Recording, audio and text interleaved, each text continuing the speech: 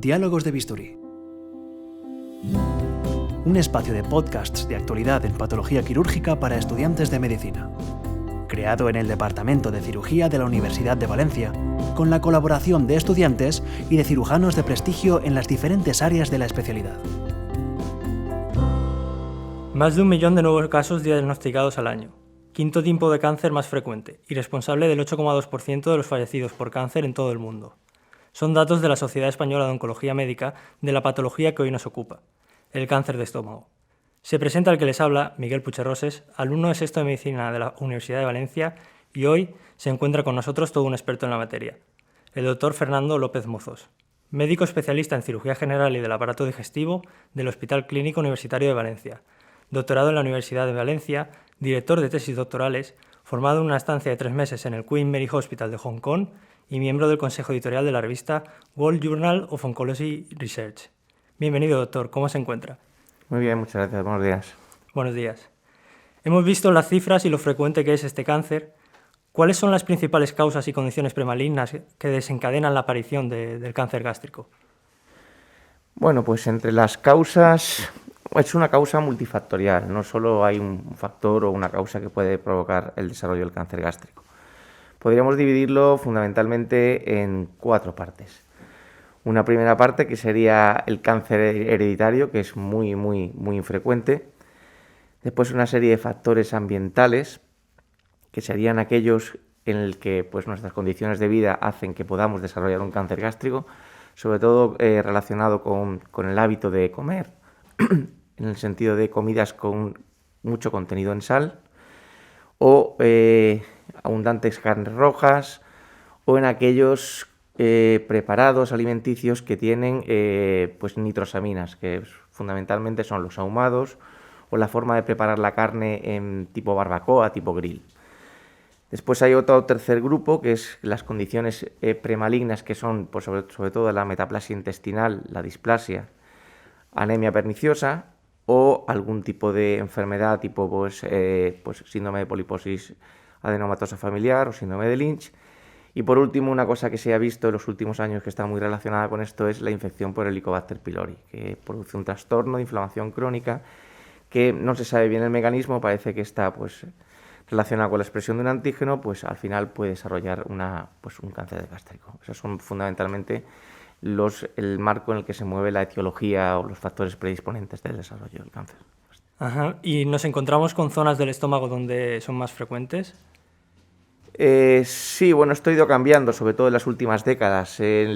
Inicialmente, hace una par de décadas o 3 décadas, la localización más frecuente dentro del estómago era el estómago distal, que son de tumores localizados en el cuerpo y el antro del estómago. No se sabe por qué razón, en los últimos años se ha ido cambiando en frecuencia esa localización y ahora los tumores más frecuentes están localizados en la parte alta del estómago, sobre todo en la unión esófago-gástrica y en el fundus. No sabemos, pero esas son las localizaciones ahora mismo más frecuentes, los tumores en la localización alta del estómago. Y de los posibles tipos de cáncer de estómago, nos encontramos con que el adenocarcinoma es con diferencia el más frecuente, suponiendo cerca del 90%. Dentro de los adenocarcinomas, ¿qué tipos histológicos encontramos y cuáles son sus características diferenciales? Bueno, fundamentalmente hay una clasificación que se ha utilizado pues prácticamente durante toda la enseñanza médica, que es una clasificación del tipo histológico. Es decir, que es una clasificación de Lauren, que se llama clasificación de Lauren, que fundamentalmente tiene 2 tipos, que es el tipo intestinal y el tipo difuso. Entonces esto es atendiendo a la clasificación de cómo se vería ese epitelio en el microscopio. Pues el tipo intestinal se ve con mucha formación glandular, mientras el tipo difuso pues pierde un poco la arquitectura de mucosa de glándula y presenta un patrón mucho más indiferenciado. Hay un tercer grupo que se llama mixto, que es cuando en zonas del tumor se pueden observar tanto de un tipo como de otro. El intestinal teóricamente tiene mejor pronóstico y el difuso tiene un poco peor pronóstico. Lo que es cierto es que últimamente esa clasificación, que es puramente histológica, se ha visto complementada por una clasificación molecular que fundamentalmente atiende a un patrón de mutaciones genéticas. Y entonces se establecen 4 grupos que podríamos hablar de, o utilizamos la clasificación histológica o podemos utilizar la clasificación molecular. En la clasificación molecular están los asociados al virus de Epstein-Barr, una cosa que se llama inestabilidad de microsatélites, otra que se llama estabilidad genómica y otra que se llama inestabilidad cromosómica.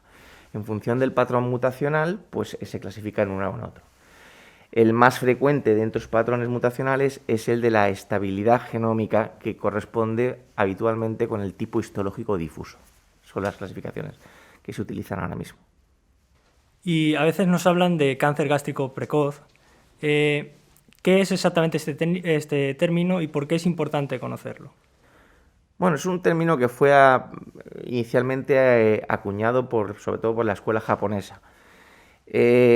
Fundamentalmente su definición es aquel tumor gástrico, sobre todo adenocarcinoma, pues estamos hablando que es el 90% de los tumores gástricos, que alcanza la submucosa, es decir, es un T1, independientemente que pueda tener ganglios positivos o ganglios negativos. Esa es la definición de early gastric cancer o carcinoma gástrico precoz. Como sabes, este tumor es mucho más prevalente en los países del este y asiáticos, y entonces pues, ellos tienen una política de screening de empresa de diagnóstico precoz y por lo tanto diagnosticaban muchos tumores gástricos en ese estadio. Y entonces fue pues un motivo de debate de saber si este tipo de tumor, cuando se cogía en ese estadio, se diagnosticaba en ese estadio, podía tener un manejo distinto al que era el tradicional del cáncer gástrico, con resecciones de gástricas, etc. Y entonces pues se intentó poner como una entidad distinta, pero si bien es cierto, parece que no se comporta como una entidad distinta por el hecho de cogerlo antes. Lo único es cuando lo coges antes, cuando se diagnostica antes, lo coges en un estadio menor y por tanto el pronóstico es mejor, pero no porque sea una entidad clínica distinta que debas tratar de forma distinta. Por lo tanto, en la consulta nos llega un paciente y ¿cómo podemos identificar el cáncer gástrico? ¿Qué síntomas presentaría el paciente? Y en caso de estar presente, ¿en qué lugares se podría diseminar este cáncer? Bueno, vamos a ver, la clínica del paciente es bastante inespecífica. Como cirujanos tenemos la suerte que muchas veces nos vienen ya diagnosticados por parte de digestivo, por parte de otras especialidades, pero en el caso de una atención médica normal, como podríamos tener cualquier persona que nos dedicamos a esto, es verdad que la sintomatología es muy inespecífica. Habitualmente es un síndrome dispéptico en el que el paciente pues dice que no le sientan bien las comidas, de que tiene cierto dolor epigástrico, cierta sensación de saciedad con poco que coma. Es una cosa típica del cáncer gástrico el tener cierta fobia a la carne, es decir, de pronto me gustaba comer carne, pero ahora no sé por qué no me apetece, me da un poco de asco y tal. Suelen los pacientes también decirlo. Puede acompañarse de pérdida de peso también, de algún vómito ocasional, y en la analítica suelen ser tumores que tienen pérdidas sanguíneas pequeñitas, es decir, entonces suelen acompañarse de cierta anemia ferropénica, microcítica e hipocrómica, y pueden tener otros ya signos clínicos, como pueden ser ya, en caso de tumores muy avanzados, pues el nódulo de hermana María José, que es un tumorcito que sale, una metástasis, sale sobre todo a nivel umbilical por diseminación retroperitoneal, o adenopatías supraclaviculares, o bien puede tocarse en la palpación el tumor y en la zona epigástrica. Eso fundamentalmente en conceptos de síntomas y signos. Después eso hay que complementar el estudio, lógicamente, con endoscopias o con TACs o con lo que... Ahí va mi siguiente pregunta y era ¿qué tipo de exploraciones complementarias utilizaríamos para este tipo de cáncer? Y también, que ya se ha comentado previamente, si se justificaría la importancia del screening, sobre todo en esas zonas asiáticas, o ya se descartaría. No, vamos a ver, yo creo que todas las sociedades, todos los países tienen que ajustar, si te parece empiezo por el final, los screening los tienen que ajustar a sus condiciones sociales y sus prevalencias.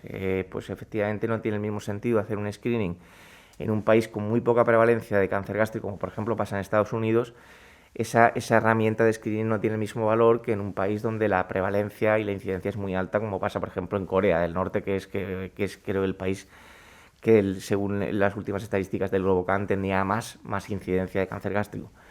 Efectivamente, el screening es importante según la prevalencia que uno tiene. En el caso de los países, por ejemplo, latinoamericanos, sobre todo Chile, países asiáticos, Japón, China y sobre todo Corea, pues el screening tiene un buen impacto en la salud del individuo porque se diagnostican muy precoces y eso le da la oportunidad de tener una oportunidad de curación, ¿no? Porque cuando el estadio es muy precoz tienes muchas más oportunidades y el pronóstico es mucho mejor. En cuanto a las pruebas que pediríamos, pues fundamentalmente en todos sitios se piden las mismas pruebas. Empiezas por la confirmación, que viene siendo hacer una gastroscopia, se visualiza el tumor y una toma de biopsia que confirma el tipo histológico que es el tumor.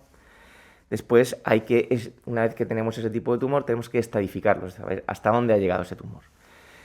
Fundamentalmente disponemos de dos herramientas. Una es la ultrasonografía endoscópica, es decir, en el que hacemos una endoscopia con un aparato de ecografía en la punta, ponemos al lado del tumor, que nos permite ver hasta qué punto ese tumor ha penetrado en la pared del órgano, y es lo que establecemos con el T1, T2, T3 o T4 de la clasificación TNM. También nos permite a veces saber los ganglios regionales que hay también a través de esa ecografía endoscópica. Y así podemos establecer también el concepto de N de la clasificación TNM, y después tenemos el TAC, ¿no? Y el TAC pues nos hace fundamentalmente ver dos cosas. El estado ganglionar, que se puede ver también, no solo los ganglios regionales de alrededor del tumor, sino otros ganglios que pueden estar a distancia, y la presencia o no de metástasis en otros órganos, como puede ser el hígado o el pulmón fundamentalmente. Entonces, con eso tenemos una estadificación del TNM y podemos englobar al paciente en un grupo pronóstico y un grupo de tratamiento. Por lo tanto, una vez tenemos el diagnóstico y hemos estadificado el cáncer, ¿cuáles son los distintos tipos de tratamiento que nos encontramos? Bueno, fundamentalmente aquí se clasifican en dos grupos terapéuticos. El primer grupo terapéutico sería aquel paciente que consideramos que el tumor no está localmente avanzado. Ahí entraría el concepto que hemos comentado antes de early gastric cancer, de carcinoma gástrico precoz, o aquel tumor que es T2 con N0 o menos de T2. Es decir, todo ese tipo de grupo todo ese grupo de pacientes se consideraría que no están localmente avanzados y podría ir a una cirugía directa, sin ningún tipo de tratamiento previo. Todo aquel tumor que tenga o ganglios positivos o sea T3 o más, o la combinación de ambos, se consideraría localmente avanzado. Y esos pacientes, en su mayoría, tienen un régimen terapéutico que consiste en darle unos ciclos de quimioterapia previo a la cirugía, hacer una evaluación de la respuesta a esa quimioterapia y después practicar una cirugía, y el paciente que se adapta bien tener incluso quimioterapia posoperatoria. Entonces, son dos escenarios en el que el tumor no ha avanzado mucho, prácticamente puede ir a cirugía porque las posibilidades de curarse son muy altas y no necesita ningún tipo de tratamiento adicional, y aquellos otros grupos de pacientes en el que el tumor está más avanzado y hace falta más herramientas aparte de la cirugía para poder intentar la curación de los pacientes. Centrándonos ahora en la cirugía, ¿qué tipo de gastrectomías hay, en qué se diferencian y de qué depende que se proceda una u otra? ¿Y qué niveles ganglionares son los que se incluyen en las linfadenectomías de estas cirugías? Bueno, pues tipos de gastrectomías hay muchas, ¿eh? De verdad que hay, pues, cada vez que va avanzando pues este mundo científico de la cirugía gástrica, pues se describen más y más técnicas. Fundamentalmente es verdad que el tipo de gastrectomía que hay, pues está la gastrectomía parcial, en la cual solo quitas una parte del estómago, está la gastrectomía subtotal, que solo dejas un poquito, y la gastrectomía total, en la que quitas todo. A partir de ahí existen muchos modelos o formas en que puedes hacer la gastrectomía. Está la gastrectomía central, en fin, hay diferentes. ¿De qué depende al hacer una u otra? Pues fundamentalmente depende de la localización tumoral. La localización tumoral, cuando el tumor está localizado en la parte distal del estómago, habitualmente suele hacer una gastrectomía parcial, preservando toda la parte de arriba del estómago, porque funcionalmente para el paciente es mejor. Se adapta mejor después a la alimentación, etcétera, le queda un reservorio, le queda un mini estómago, pero funcionalmente para el paciente es mejor. Cuando los tumores son más altos, hasta ahora se hacía gastrectomía total, porque preservar la parte distal del estómago no suponía un beneficio para el paciente y bueno, se ha tendido durante muchos años a hacer la gastrectomía total y reconstruirlo pues con una asa de yeyuno en forma de Iderux, fundamentalmente. Ahora hay un concepto nuevo que es el que se llama el concepto de doble track, que es una especie de reconstrucción en la cual en los tumores altos sí conseguimos preservar la parte distal del estómago y hacemos una reconstrucción para que el paciente pueda conservar una parte del estómago, porque el vaciamiento parece que es mejor cuando tiene dos vías, por decirlo así. El tipo de gastrectomía también se puede ver condicionada por el tipo de tumor inicial, no solo dónde está localizado, sino habitualmente los tumores que son difusos, lo que habíamos hablado de la clasificación de Lauren. Los difusos tienden a ser tumores más agresivos y más recidivantes, y se recomienda que los márgenes de seguridad con el tumor sean más grandes. Es decir, si tengo un tumor y tengo que hacer 5 centímetros por arriba y 5 centímetros por abajo, cortar para tener seguridad de que no dejo células tumorales, muchas veces con los difusos, con la distancia que hay que dejar, prácticamente te obliga a quitar todo el estómago. Entonces es otro factor que te puede condicionar al tipo de gastrectomía. En cuanto a lo que comentabas de la linfadenectomía, pues hace muchos años se hacía la linfadenectomía que se denominaba D1, que fundamentalmente es quitar los ganglios linfáticos que están alrededor del estómago prácticamente. Y ahora se aprueba que el tratamiento estándar debe ser una cosa entre D1 y D2, que es, pues el D2 es un cinturón ganglionar más alejado aún del estómago, pues que coge la arteria hepática, coge la raíz del tronco celíaco y coge el hilo esplénico. Y ahora hay una cosa que se llama D plus beta, que fundamentalmente es una cosa intermedia entre quitar los ganglios alrededor del estómago y aproximarte a ese cinturón que sería el D2 sin hacer el D2 entero.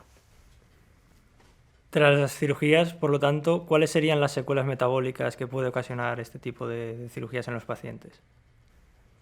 Bueno, pues las secuelas metabólicas depende un poquito del tipo de gastrectomía que uno hace. Si la gastrectomía es distal y consigues preservar la parte proximal del estómago, suelen tener menos consecuencias metabólicas, sobre todo en el sentido de una absorción de hierro, que el hierro se absorbe en el duodeno, y la segunda con el tema de la vitamina B12, con el factor intrínseco de Castleman, que se produce en el fundus, como bien sabes, y cuando se quita el fundus por gastrectomías totales, el paciente hay que inyectarle vitamina B12 durante pues, unas pautas el resto de su vida para que no haga pues, anemias megaloblásticas y ese. Pueden tener otro tipo de déficits nutricionales, depende ya de la condición funcional, de cómo responden a la reconstrucción que le hemos hecho. Algunos pacientes tienen lo que se llama el síndrome de dumping, que a veces es pues, un vaciado de golpe del paciente y que le provoca pues, que el paciente se limite en su alimentación y pueda tener ciertos trastornos funcionales postprandiales. No es muy frecuente, la verdad que no es muy frecuente, y los pacientes se adaptan bastante bien a las gastrectomías sin unas condiciones metabólicas y nutricionales importantes. Es cierto que pierden alrededor de forma permanente entre el 7% y el 10% del peso corporal, pero lo que también hemos visto en contraposición a eso es que ese tipo de montajes, no se sabe muy bien la causa, que también pasa, por ejemplo, en la cirugía de la obesidad. En los pacientes que son diabéticos, sobre todo los diabéticos tipo 2, desaparece la diabetes. O sea, o se curan o mejoran mucho la diabetes. Entonces, bueno, pues tiene sus pros y sus contras el tema, sobre todo metabólico y funcional de esta cirugía. Por último, ¿cuál es el pronóstico de los pacientes con cáncer de estómago y qué factores son los que indicarían ese mal pronóstico? Bueno, el pronóstico va a depender fundamentalmente, casi siempre va a depender del estadio que tenía inicialmente el tumor. Entonces, pues efectivamente, pues a mayor estadio, peor pronóstico. Entonces, cuando hacemos unas curvas de supervivencia del estadio 1, pues tiene un 90% de curación a los 5 años, mientras que el estadio 4 pues tiene unos meses, nada más. En general, si juntamos todos los estadios, si podríamos hablar en general del cáncer gástrico, podríamos decir que tiene a los 5 años una supervivencia alrededor, depende de las series, entre el 40 y el 50% de pacientes si juntamos todos los estadios, los 1 y los 4.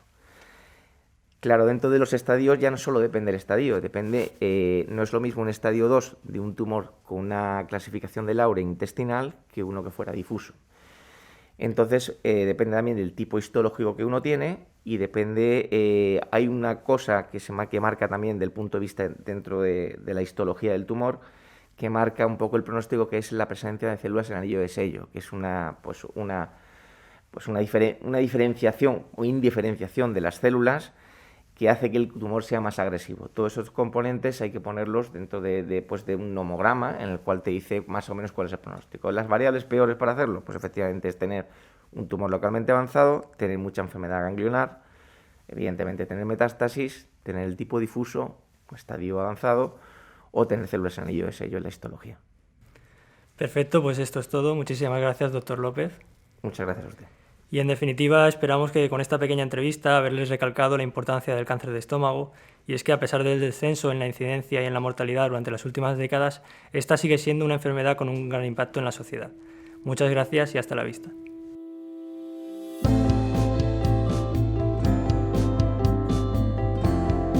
Podcast realizado con la colaboración de Fresenius.